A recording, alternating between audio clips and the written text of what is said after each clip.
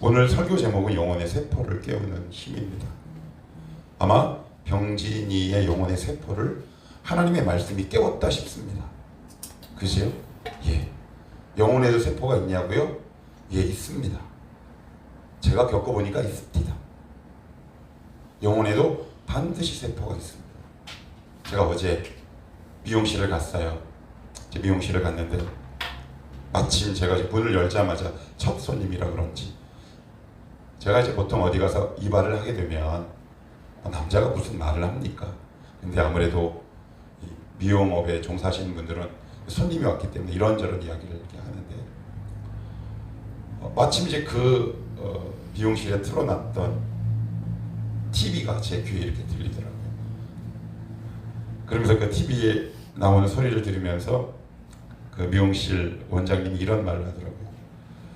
요즘은요 사장님 99881 뭐라는 노래도 나왔대요. 그래서 제가 아까 설교 원고를 마무리하기 전에 한번 찾아봤어요. 그랬더니 9988 피트니스가 대구 수성구에 있어요. 99세까지 팔팔하게 살자. 그 뜻이에요. 그런데 의외로 9988 99세까지 팔팔하게 살자라는 상호가 되게 많더라고요. 치킨집도 있더라고요. 9988 치킨. 이 치킨을 먹으면 99세까지 팔팔하게 산다라는 의미인지 아무튼 현대인들은 건강에 되게 관심이 참 많았어요. 그래서 이런저런 얘기 끝에 그 원장님이 이런 이야기를 하더라고요. 그래요.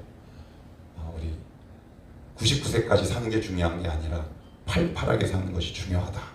저도 이제 이런저런 맞장구를 치면서 건강 이야기도 하고 그리고 뭐 다이어트 이야기도 하고 말을 하는 저도 오늘 내가 왜 이렇게 수다스럽지? 원래 이런 말을 잘 하지 않는데 내 안에 숨겨진 수다 바이러스가 있나 보다.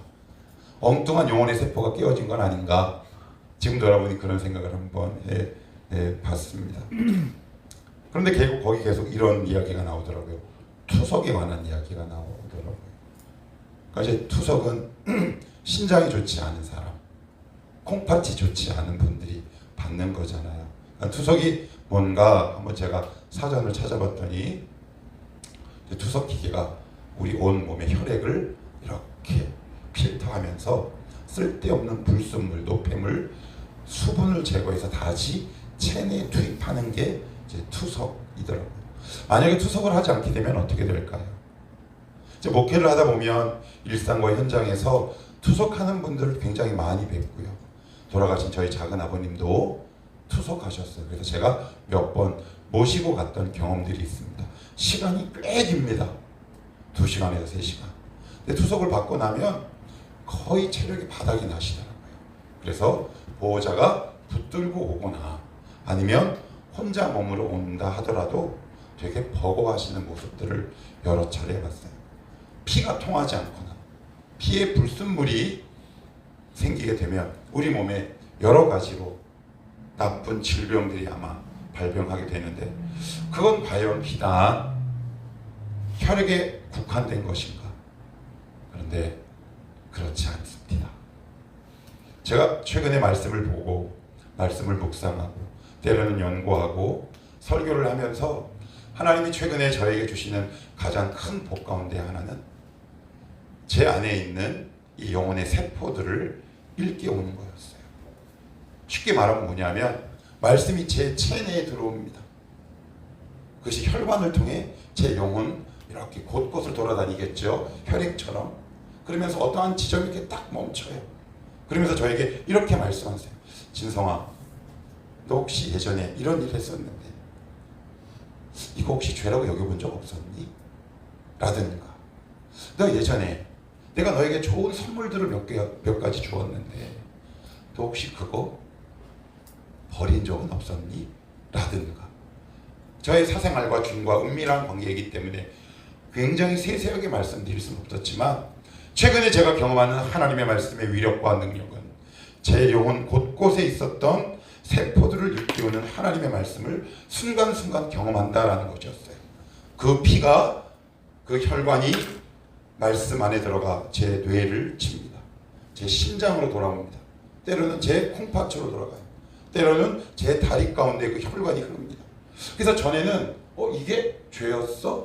라고 생각했던, 그리고 가볍게 여겼던 것들, 좀 더 구체적으로 제 삶을 오픈하면 제가 최근에 하나님 앞에 감사하고 죄송했던 것들은 뭐였냐면 제 안에 주신 것들에 대해서 감사하지 못했다는 것이었어요. 건강, 가장 가까운 예로 제 아내, 제 입으로는 제 아내를 사랑한다라고 얘기했지만 말씀의 조명 아래 들어가 보니까 오종이라는 한 인격 자체를 내가 정말 내 말만큼 사랑하고 아끼고 보듬어 내 배필로 여겼는가라는 그 사실에 비추어 볼 때 그렇지 않았음을 하나님의 말씀이 저를 깨우셨어요. 그래서 가족이 너무 소중하고 제 아내가 소중하고 우리 딸들이 소중하고 여러분들이 소중해요. 이런 말을 모르는 사람이 어디 있겠습니까? 여러분 모르시나요? 다 알아요.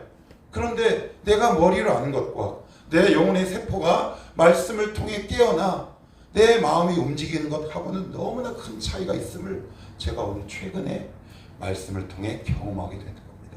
오늘 말씀을 통해 여러분 안에 있었던 영혼의 세포들이 말씀을 통해 깨워지는 역사가 있기를 먼저 축복합니다. 그런 일이 일어났을 때 우리의 눈이 떠지고요. 내가 예전에 감히 결단하지 못했던 일들 조금 더 하면 저도 몰랐어요. 한 가지가 더 뭐 있냐면 이제 설교를 준비하러 오잖아요. 그러면 이제 제가 설교 동영상을 이제 참고를 할 때가 있어요. 근데 그것을 보고 탁 끄는 것이 아니라 스포츠, 문화, 여행.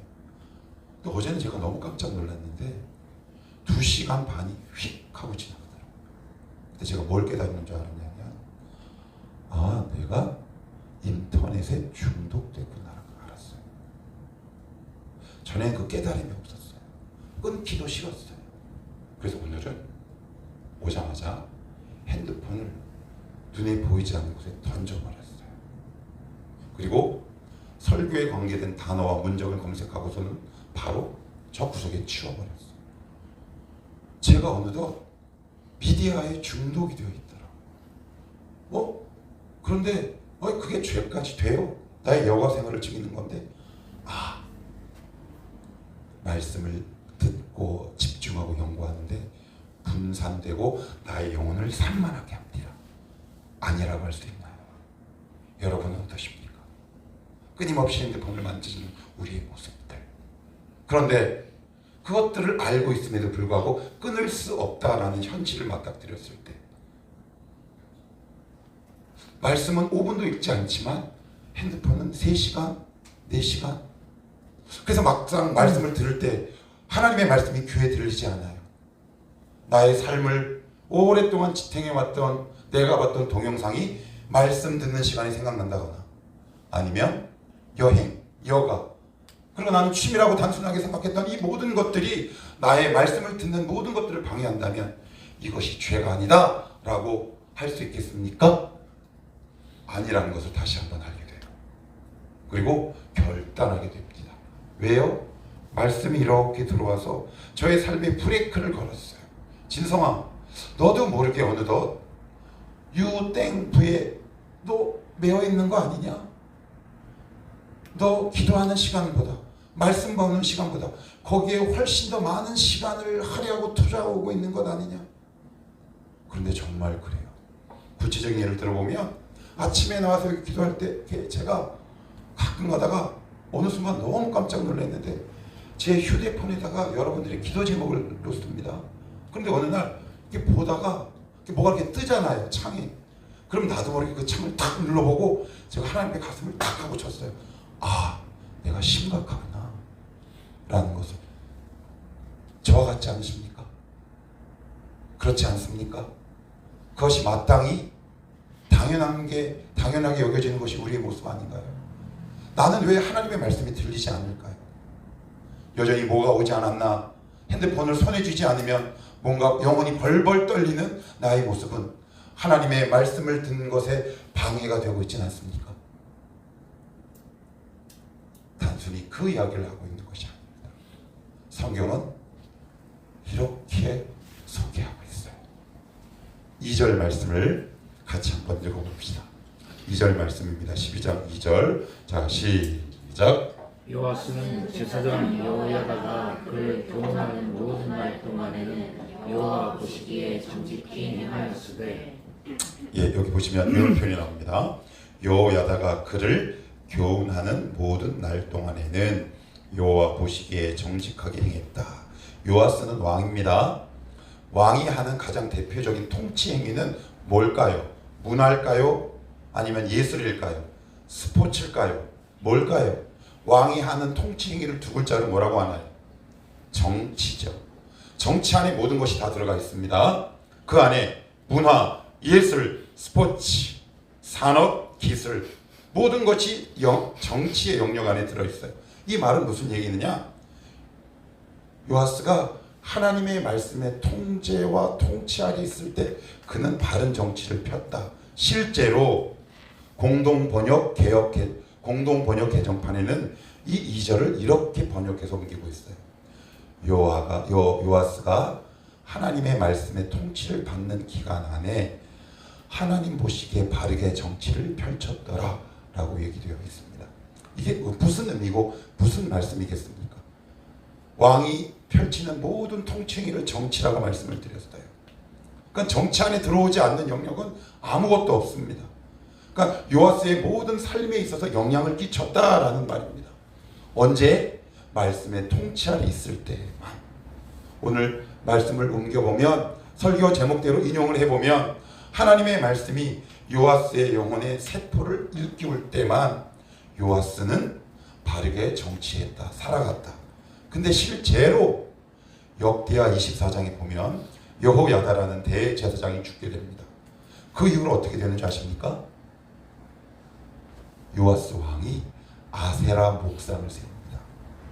목상을 세워요.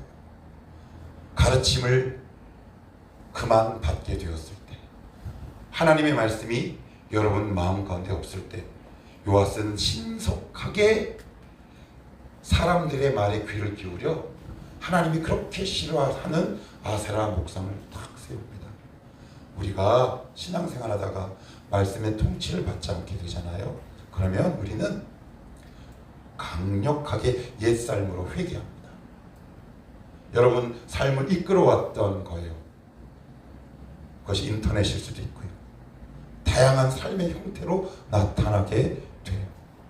이게 너무나 안타깝지 않습니까? 여호야다가 살아있는 동안에는 하나님 보시기에 바른 삶이었대요. 하나님 보시기에 정직한 삶을 살았대요. 그런데 대제사장 여호야다가 죽자마자 하나님의 말씀이 율법이 그를 다스리지 못하게 되자 강력하게 우상의 수렁으로 빠졌다고 얘기합니다. 그 이어서 성경은 3절에 보다 구체적인 예를 우리에게 제시하는데 이 3절은 같이 한번 읽어보도록 합시다. 3절입니다. 자, 시작. 다만 산당들을 제거하지 아니하였으므로 백성이 여전히 산당에서 제사하며 분향하였더라. 그래요. 이 말은 열왕기 내내 반복되는 말씀인데 하나님이 한 왕을 평가할 때 있어서 가장 중요한 기준점이 뭐냐면 산당을 제거했느냐 제거하지 않았느냐가 그 왕의 선악의 기준이 되는 거예요. 척도가 되는 겁니다. 그런데 산당을 제거하지 않았어요. 근데 그러면 왜 왕들은 이 산당을 제거하지 못했을까요? 답답하죠. 이유가 뭘까요? 첫째요, 이 산당은 어떤 거냐면 가나안 시대 때부터 바알과 아세라에게 오랫동안 제사를 드렸던 하나의 제단이에요. 그런데 이 이스라엘 백성, 남유다, 북이스라엘 전체 이 백성들이 어떻게 됐냐면 제사는 어디서만 드립니까? 예루살렘 성전에서만 드릴 수 있어요. 그러면 예루살렘 근처에서 사는 사람들은 제사를 드리기에 용이하잖아요. 그러면 멀리 있는 사람들은 어떻게 해야 됩니까? 예루살렘까지 와야 되지요. 그죠? 그러니까 우리 굳이 그러지 말고 내 가까운 곳에 산당을 놓고 거기다가 제단을 세워서 여호와께 제사를 드리자. 자신의 편의를 위해서 산당을 제거하지 않습니다. 무슨 말일까요? 신앙은 여러분의 편의를 위한 게 아니에요. 자신의 편의를 위한다는 다른 말로 무슨 얘기냐? 신앙의 주인과 주체가 내가 되었다라는 말입니다. 신앙은 편리한 것이 아닙니다. 신앙은 때로는 불편할 수 있어요. 내 뜻과 다를 수 있어요. 조금 더 불편함을 넘어 나에게 짜증을 내게 할 수도 있습니다. 그런데 하나님은 그것을 제거하라라고 계속 반복해서 말씀합니다. 다시 제가 말씀드리지만 이스라엘 백성들이 왜 산당을 제거하지 않았다? 자신의 편의를 위해서. 이 편의를 위해서라는 다른 표현은 어떤 의미를 담고 있다? 신앙의 주체와 주인이 누구다? 자신인 거예요. 그리고 두 번째, 오래 묵혀뒀어요. 산당의 역사가 굉장히 깁니다. 그러니 이 산당을 제거할 엄두가 나지 않는 거예요.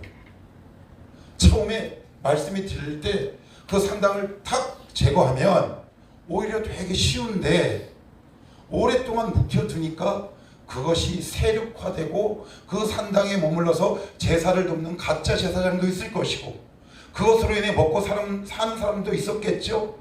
그러니 왕이지만 그 산당을 제거하는 일이 엄두가 나지 않게 되는 거예요. 늘 죄는 우리에게 이렇게 다가와요. 불가피한 선택이었다고 얘기하고요. 그리고 처음에 제거하지 않으니까 그것이 점점 우리의 영혼 속에 세력을 키워나가게 돼요. 그 결과 나중에 어떻게까지 되느냐? 죄인 줄 인식하지 못하게 되는 겁니다. 그래서 여호와와 바알과 신앙이 혼합되는 결과가 생기게 됩니다. 하나님이 우리에게 말씀하실 때가 있어요. 어떨 때 말씀하냐면 처음에 딱 말씀하실 때가 있어요. 이거 묵혀두지 말고 너 이거 제거해. 그런데 제거하지 않으면 그것이 내 안에 세력을 이루게 됩니다. 그리고 견고해져요. 그리고 더 중요한 게 뭔지 아십니까? 이 죄를 끊을 용기가 나지 않을 뿐만 아니라 끊어야 될 이유가 없어져요. 그리고 어떤 이유가 생기느냐? 하나님, 제가 이 죄를 왜 끊어야 합니까? 라고 핑계와 다양한 이유들이 우후죽순처럼 일어나기 시작합니다. 그 결과 이 죄와 타협하죠. 그래서 오래 묵히게 됩니다. 혹시 그런 거 있으신가요? 하나님이 끊임없이 말씀하세요. 끊임없이 말씀하세요. 우리 13장 말씀을 한번 살펴볼게요. 13장입니다. 13장 2절입니다. 13장 2절 시작. 여호와 보시기에 악을 행하여 이스라엘에게 범죄하게 한 느밧의 아들 여로보암의 죄를 따라가고 거기서 떠나지 아니하였으므로 계속이요 여호와께서 이스라엘에게 놓아사 늘 아람 왕 하사엘의 손과 그의 아들 벤하닷의 손에 넘기셨더니. 그래요. 자, 5절에도 보시면 이런 표현이 나와요. 이건 제가 읽을게요. 여호와께서 이에 구원자를 이스라엘에게 주심에 이스라엘 자손이 아람 사람의 손에서 벗어나 전과 같이 장막에 거하였으나. 이게 무슨 얘기냐? 하나님 힘들어요. 그때 하나님 일시적으로 도와주십니다. 그랬더니 하나님의 도움을 딱 경험하자마자 다시 과거로 돌아가요. 6절에 이렇게 얘기합니다. 그들이 이스라엘에게 범죄하게 한 여로보암 집의 죄에서 떠나지 아니하고. 산당과 아세라 목상을 일시적으로 제거한 것 같은데 다시 먹고 살기 편해지자 옛날에 내가 그렇게 몸담고 있던 그 죄의 세력에게 결탁하는 겁니다. 그 돌아가는 속도가 굉장히 신속하고 빠릅니다. 여러분, 하나님을 선택하는 속도가 빠릅니까? 우상을 선택하는 속도가 빠릅니까? 선을 행하는 속도가 빠른가요? 죄를 택하는 속도가 빠른가요? 거의 대부분 우리는 죄를 선택하는 속도가 훨씬 빠릅니다. 그러니까 계속 반복하는 거예요. 계속 반복해요. 그럴 때 어떤 일이 생기느냐? 오늘 13장에 보시면 아람 왕들에게 넘겼답니다. 이 넘겼다라는 말은 무슨 의미냐? 소유권을 넘긴 거예요. 무슨 얘기일까요? 아람 왕의 눈치를 보고요, 그 사람의 다스림 가운데서 벗어나지 못합니다. 복음은 자유라고 얘기했는데 세상에 나가서 눈치 보는 사람들이 너무 많아집니다. 눈치 보는 사람들이 너무 많아요. 교회 오면 목사 눈치 봐야 되고요, 회사 가면 누구 눈치 봐야 하고요, 목사님이 오늘 이런 말에서 나를 부르면 어떨까? 우리가 보통 가까운 비근한 예로 여러분들이 한 주의 삶이 평탄하지 않았거나 죄에 물들어 그 죄를 해결하지 않았을 때 나는 아무 의미 없이 여러분을 이렇게 보면 그 친구는 어느 날 나에게 와서 이렇게 얘기하는 경우를 봅니다. 목사님 혹시 저의 삶을 보셨나요? 제가 하나님입니까? CCTV입니까? 그냥 저는 여러분들이 반가워서 번 것임에도 불구하고 누구의 시선이나 누가 아무렇지 않게 툭 던진 말이 나를 이렇게 둘러싸고 옥죄게 마련이에요. 그래서 시험에 들지요? 예, 그런 삶을 살게 되는 거라고 오늘 성경은 이야기합니다. 그 출발점이 어디다? 하나님이 처음에 말씀하실 때 너 이거 끊어 라고 할 때 그것을 반복하는 겁니다. 계속 반복해요. 그래서 어떤 일이 발생하느냐? 내일 자세하게 말씀드리겠지만 아람 왕이 왕궁에서 지낼 수 있을 만한 의전 행사, 그리고 왕을 호위할 수 있는 극소수의 군인만 빼놓고는 싹 다 데리고 가거나 죽여버립니다. 이게 무슨 얘기일까요? 삶이 궁핍해집니다. 때로는 물질일 수도 있고요. 때로는 그 사람의 환경 반경이 될 수 있는 거죠. 그런데 이분은 이것을 알면서도 계속 그 삶을 반복해요. 왜 그럴까요? 선을 행할 수 있는 능력이 없어요.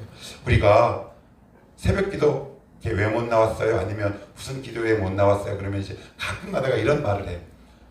우리가 이제 가장 많이 내세울 수 있는 변명이 뭐냐면 이거예요. 육신은 마음은 원이로되 육신이 약하도다라는 말은 그 뜻이 아니라 이런 거예요. 내가 이것이 선한 건 줄 알아. 여러분들 이것이 선한 건 줄 알지요? 하나님 말씀이 옳은 거 알아요? 몰라요? 알아요. 성경은 그것을 얘기하고 있는 게 아니에요. 네 안에 능력이 없음을 알아라 얘기하는 거예요. 말씀을 들으면 좋은 거 알아요? 몰라요? 알아요. 그러면 더 깊게 그 능력이 있어요? 없어요? 없어요. 그걸 성경은 얘기하고 있는 거예요. 너희들이 선악을 알아라 라고 성경은 이야기하지 않아요.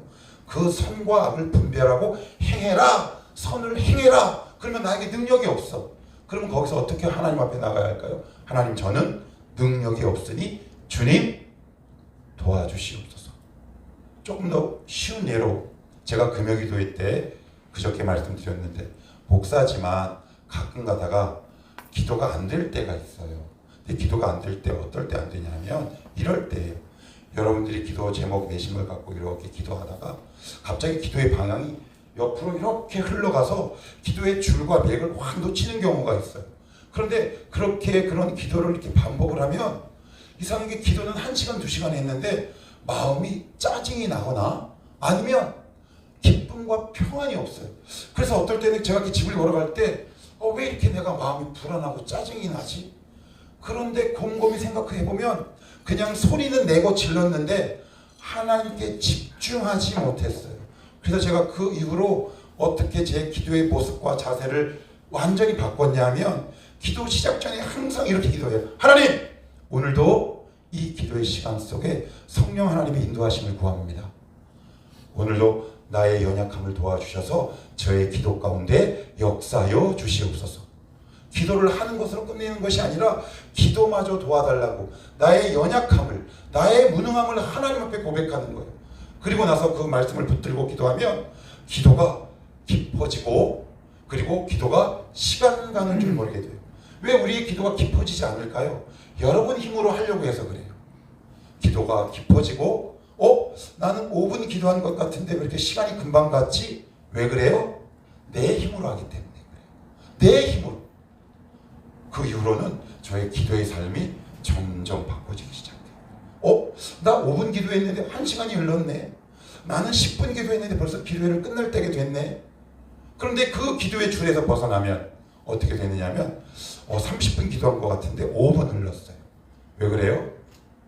하나님의 도우심으로, 하나님의 역사하심으로, 성령 하나님의 도우심으로 기도하는 기도가 아니기 때문에 그래요. 내일부터라도 여러분들은 옳고 그른 것을 분별하게 하옵소서가 아니라 하나님, 옳은 일을 행할 수 있는 능력을 나에게 주시옵소서. 그러면 여러분의 삶 속에 어떤 일이 생기느냐? 하나님의 말씀이 여러분들의 영혼의 세포를 깨웁니다. 여러분들이 경험할 수 있기를 축복해요. 그래서 그 말씀이 우리의 혈관을 따라 우리의 신체 기관을 움직입니다. 그래서 어느 한 지점에 멈춥니다. 진성아, 성훈아, 수민아, 종수가, 금단아, 너 이거 회개해야 되지 않겠냐? 그리고 나서 어떤 지점에 갔더니 말씀이 갑자기 브레이크를 딱 꽂고 더 이상 흐르지 않아. 왜 그러지? 하고 말씀을 이렇게 보면 너 혹시 이 지점에서 뭔가 잘못된 거 느끼지 않니? 그런데 사단은 이렇게 얘기합니다. 두렵다고 얘기해요. 그런데 제가 미리 말씀드릴게요. 두렵지만 유쾌한 통증이 있습니다. 신앙생활이 재미없다고요? 재미없는 것처럼 느껴지지만 끝에는 거룩한 재미가 생깁니다. 그리고 두렵지만 마지막은 평온함이 자리 잡게 됩니다. 이 좋은 세계가 있음에도 불구하고 우리는 끊임없이 두려움의 세계에 안주하지요. 하나님은 오늘 이 말씀을 통해 여러분의 영혼의 세포를 깨우기를 원하십니다. 그 말씀이 여러분 영혼의 세포를 깨우고 그 여러분 혈관 안에 녹아든 하나님의 말씀이 여러분의 전 신체 기관을 돌아다니며 잠자고 있던 우리의 영혼의 세포를 깨울 수 있기를 축복합니다. 하나님, 내 눈이 열어지게 하시옵소서. 그래서 전에는 감사하지 못했던 것에 대한 감사가 눈 떠져요. 그래서 이래도 감사, 저래도 감사죠. 이것도 감사하고 저것도 감사해요. 예전에는 이것이 나에게 감사의 조건이 아닌데 말씀이 내 영혼의 핏줄을, 내 영혼의 신경을 깨우니까 전에는 별로 감사하지 않고 당연하게 내가 마땅히 누려야 할 권리라고 생각했던 모든 것들이 저에게 감사로 다가옵니다. 마지막으로 이 말씀을 하고 마치겠습니다. 제가 요즘 기도하는 제목이 있습니다. 하나님, 제가 영혼의 맛집 되게 하옵소서. 무슨 얘기냐? 하나님의 은혜를 받고 나면 우리에게 일어나는 또 다른 현상이 뭐냐면 감사가 되게 많아지거든요. 그러면 은혜는 특성이 있어요. 뭐냐? 은혜는 감사하는 곳에 줄을 서게 되어 있습니다. 우리가 맛집을 보면 특징이 있어요. 한 곳은 줄을 서 있지 않고 한쪽은 줄을 서 있으면 여러분 어느 곳에 갑니까? 줄 서 있는 곳에 가지요? 예, 은혜와 복도 동일한 속성을 가지고 있습니다. 복이라는 곳이 하나님의 은혜가 어느 날 이 땅에 내려와 누구에게 복을 줄까? 우리의 삶을 이렇게 걸어가다가 갑자기 제가 입을 열어 하나님 감사합니다. 우리 딸 두 녀석 감사합니다. 신집사님 주셔서 감사합니다. 교회 섬기게 하셔서 감사합니다. 라고 하면 복들이 저의 삶 속에 줄을 서기 시작해요. 그 줄을 선 복은 또 다른 복을, 그리고 그 뒤에 줄을 섰던 복은 또 다른 복을 소환합니다. 이런 놀라운 은혜가 있는데 왜 우리가 이렇게 생활할 수 없어야 된다는 말입니까? 하나님, 우리 교회가 복 맛집 되게 하옵소서. 우리 가정이 복의 맛집 되게 하옵소서. 말씀이 내 잃어버렸던 잠자고 있는 영혼의 세포를 깨우게 하옵소서. 이렇게 한 주간 기도할 수 있기를 축복합니다.